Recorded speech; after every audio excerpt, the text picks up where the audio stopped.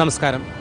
റംസാൻ വ്രതപുണ്യത്തിൻ്റെ 10 നാളുകൾ പിന്നിട്ടതോടെ രാമനാമജപവുമായി രാമായണ മാസവും ആഗതമായി.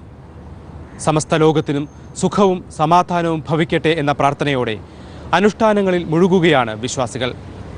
സംസ്കാരങ്ങളുടെ സംഗമഭൂമിയായ UAE-യിൽ ഈ പ്രാർത്ഥന അർത്ഥപൂർണമാകുന്നു. ഏവർക്കും സ്വാഗതം ഗൾഫ് ദിസ് വീക്കിൻ്റെ പുതിയ അധ്യായത്തിലേക്ക്. കൊടും ചൂടിൽ ഗൾഫ് രാജ്യങ്ങൾ വെന്തുരുകുന്നു. വേണ്ടത്ര മുൻകരുതൽ എടുത്തില്ലെങ്കിൽ കടുത്ത ആരോഗ്യ പ്രശ്നങ്ങൾക്കും ഇത് വഴിവെച്ചേക്കും. ഈ പശ്ചാത്തലത്തിൽ നിങ്ങളുടെ സംശയങ്ങൾക്ക് ഉത്തരം കണ്ടെത്തുകയാണ് മനോരമ ന്യൂസ്. ശരാശരി 50 ഡിഗ്രി സെൽഷ്യസിനടുത്താണ് GCC രാജ്യങ്ങളിലെ താപനില. അന്തരീക്ഷ ഈർപ്പത്തിലും താപനിലയിലും നേരിയ ഏറ്റക്കുറച്ചിൽ ഉണ്ടാകുമെങ്കിലും ചൂടിൻ്റെ കാഠിന്യം സഹിക്കവയ്യാത്തതാണെന്ന് സ്വദേശികളും വിദേശികളും സമ്മതിക്കുന്നു. ചൂടിൽ നിന്ന് രക്ഷ നേടാനായി സ്ഥാപിച്ച AC-യിൽ നിന്ന് പുറംതള്ളുന്ന താപവും കൂടി ആകുന്നതോടെ തീക്കാറ്റിൽ വെന്തുപൊള്ളുന്ന അവസ്ഥ. ഈ സമയങ്ങളിൽ ഉഷ്ണജന്യ രോഗങ്ങൾ സ്വാഭാവികം. കടുത്ത ക്ഷീണം, ബോധക്ഷയം, പേശിവേദന, സൂര്യാഘാതം എന്നീ 4 തരം രോഗങ്ങളെയാണ് ഇക്കാലത്ത് കരുതിയിരിക്കേണ്ടതെന്ന് ദേറ ആസ്ട്രോ ക്ലിനിക്കിലെ general physician doctor Kasim Rawther പറഞ്ഞു.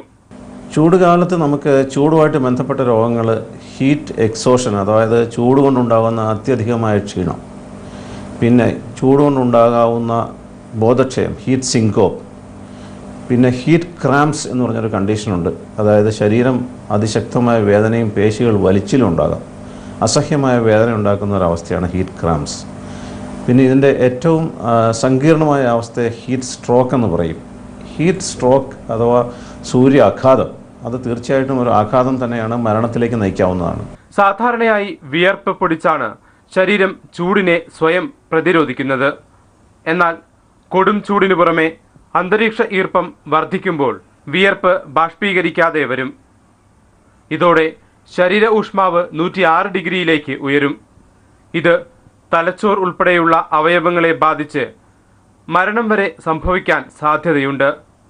ഇത്തരം സാഹചര്യത്തിൽ സ്വീകരിക്കേണ്ട നടപടികളെക്കുറിച്ചാണ് ഡോക്ടർ വിശദീകരിക്കുന്നത്. സൂര്യാഘാതം ഏറ്റ ഒരു ആൾ വീഴുന്നതായിട്ട് കണ്ടു കഴിഞ്ഞാൽ പെട്ടെന്ന് തന്നെ നമ്മൾ അയാളെ ചൂടുള്ള ഭാഗത്ത് നിന്ന് കഴിയുന്നതും AC-യിലേക്ക് ഉള്ളിലേക്കോ അല്ലെങ്കിൽ കുറഞ്ഞ പക്ഷം തണലുള്ള ഭാഗത്തേക്കോ മാറ്റിക്കിടത്തുകയും ശരീരത്തിൽ നനഞ്ഞ വസ്ത്രം അല്ലെങ്കിൽ അറ്റ്ലീസ്റ്റ് വെള്ളം സ്പ്രേ ചെയ്യുക, അല്ലെങ്കിൽ നനഞ്ഞ ടവലോ എന്തെങ്കിലും കൊണ്ട് പുതപ്പിക്കുക, എന്നിട്ടൊന്ന് വീശി കൊടുത്തു കഴിഞ്ഞാൽ തന്നെ ബോഡിയുടെ ടെമ്പറേച്ചർ കുറയും. അയാൾക്ക് വെള്ളം കുടിക്കാൻ പറ്റുന്ന അവസ്ഥയിലാണെങ്കിൽ ഉപ്പ് കലർന്ന വെള്ളം കൊടുക്കുക. എത്രയും വേഗം ആംബുലൻസ് 999 നമ്മൾ ഫോൺ ചെയ്യുക. ആംബുലൻസ് എത്തുന്നതിനുള്ളിൽ തന്നെ പ്രഥമ ശുശ്രൂഷ കൊടുക്കുക. പിന്നീട് അവർ ഹോസ്പിറ്റലൈസ് ചെയ്താൽ, അവർ തീർച്ചയായിട്ടും സമയത്ത് ഹോസ്പിറ്റലൈസ് ചെയ്താൽ ഇത്തരക്കാരെ രക്ഷപ്പെടുത്താനാവും. കാലാവസ്ഥാ മാറ്റം പ്രകൃതി നിയമമാണ്. അത് തരണം ചെയ്തേ മതിയാകൂ. വേണ്ടത്ര മുൻകരുതലുകൾ സ്വീകരിക്കുക എന്നത് മാത്രമാണ് രക്ഷപ്പെടാനുള്ള പോംവഴി. മധ്യാഹ്ന സമയങ്ങളിൽ സൂര്യരശ്മികൾ നേരിട്ടേൽക്കാതെ ശ്രദ്ധിക്കുന്നത് നല്ലതാണ്. പുറത്ത് നടക്കുകയാണെങ്കിൽ കൂടി നമ്മൾ തൊപ്പി വെച്ചിട്ട്, ഷെയ്ഡ് കിട്ടത്തക്ക രീതിയിലുള്ള വലിയ തൊപ്പി ഉപയോഗിച്ചിട്ട് നടക്കുന്നത് നല്ലതാണ്. അല്ലെങ്കിൽ കുട ചൂടിയിട്ട് നടക്കുക. ഇത് വളരെ ഇമ്പോർട്ടൻ്റ് ആണ്. വെള്ളം ധാരാളം കുടിക്കുകയും ഉപ്പിൻ്റെ അംശമുള്ള വെള്ളം, അതായത് സ്പോർട്സ് ഡ്രിങ്ക്സോ അല്ലെങ്കിൽ വെറും സാധാരണ ഉപ്പ് ചേർത്തിട്ടുള്ള വെള്ളമോ കുടിച്ചാൽ ഒരു പരിധിവരെ നിർജ്ജലീകരണവും അതിനോടനുബന്ധിച്ചിട്ടുള്ള പ്രശ്നങ്ങളും വളരെയേറെ നമുക്ക് പരിഹരിക്കാനാവും. പിന്നെ കുടിസ് മുറികളിൽ AC ഇല്ലാത്ത സ്ഥലങ്ങളിലോ കണ്ടെയ്നറുകൾക്കുള്ളിലോ ക്ലോസ്ഡ് ആയിട്ടുള്ള ഗോഡൗണുകൾക്കുള്ളിലോ വർക്ക് ചെയ്യുന്നവർ ഒരു ഫാനെങ്കിലും വെച്ച് ആ ഭാഗത്ത് കുറച്ച് കാറ്റോട്ടം ഉണ്ടാക്കുന്നത് നല്ലതാണ്. പ്രമേഹം, രക്തസമ്മർദ്ദം, ഹൃദ്രോഗം എന്നീ രോഗത്തിന് മരുന്ന് കഴിക്കുന്നവർ ഏതെങ്കിലും ഒരു ഡോക്ടറുടെ ഉപദേശം തേടിയ ശേഷമേ വ്രതം എടുക്കാവൂ എന്നും നിർദ്ദേശിക്കുന്നു. ബ്ലഡ് പ്രഷർ, ഷുഗർ തുടങ്ങിയ രോഗങ്ങൾക്ക് മരുന്ന് കഴിക്കുന്നവർ, ഹൃദയ സംബന്ധമായ അസുഖങ്ങൾക്ക് മരുന്ന് കഴിക്കുന്നവർ, മരുന്നിൻ്റെ സമയം എങ്ങനെ ക്ലിപ്തപ്പെടുത്താൻ പറ്റും, അയാൾ നോമ്പ് വയ്ക്കാനുള്ള അയാളുടെ ആരോഗ്യസ്ഥിതി എങ്ങനെ എന്നുള്ളത് തീർച്ചയായിട്ടും പ്രത്യേകിച്ച് ഇൻസുലിൻ എടുക്കുന്ന ഡയബറ്റിക് പേഷ്യൻസൊക്കെ നോമ്പ് വെച്ച് കഴിഞ്ഞാൽ നോമ്പിനോടനുബന്ധിച്ച് ആരോഗ്യപരമായ സങ്കീർണതകൾ ഉണ്ടാകാനുള്ള സാധ്യത കൂടുതലാണെന്ന് ഒരുപാട് പഠനങ്ങൾ തെളിയിച്ചിട്ടുണ്ട്.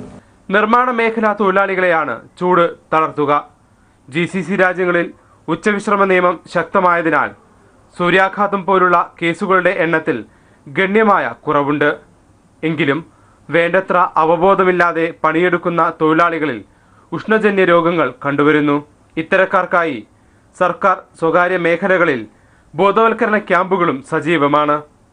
UAE-യിലെ മലയാളി ഡോക്ടർമാരുടെ സംഘടനയായ AKMG ദുബായ് ചാപ്റ്ററുമായി ചേർന്ന് ഇന്ത്യൻ മീഡിയ ഫോറം സംഘടിപ്പിച്ച ബോധവൽക്കരണ ക്യാമ്പ് ശ്രദ്ധേയമായിരുന്നു.